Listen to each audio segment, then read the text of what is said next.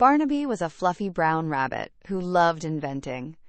In his little workshop by the river, he bent over a worktable covered with tools, sketches, and bits of rope. He wore his patched-up denim apron and kept his goggles ready on top of his head. Pencil smudges dotted his nose as he drew a new plan for a gadget that could help the old mill work even better.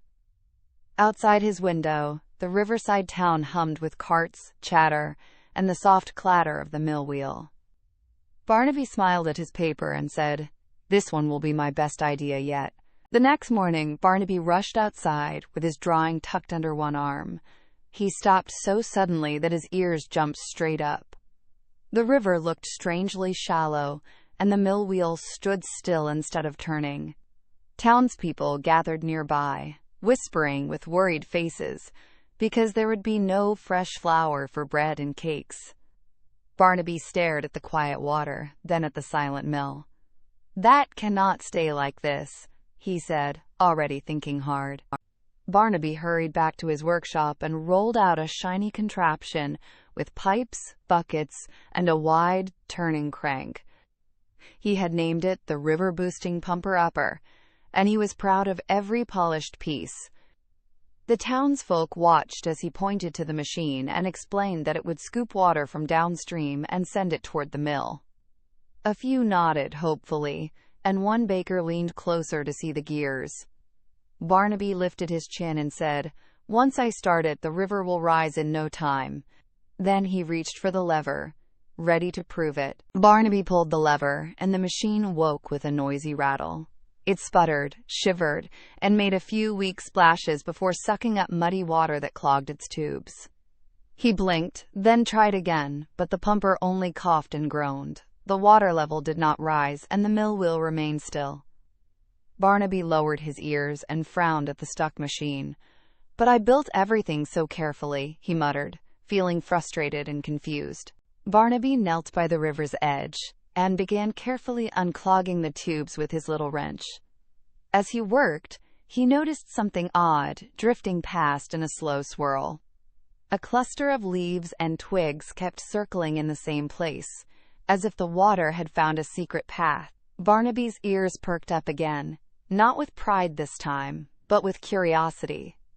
He set the wrench down and followed the swirling trail upstream.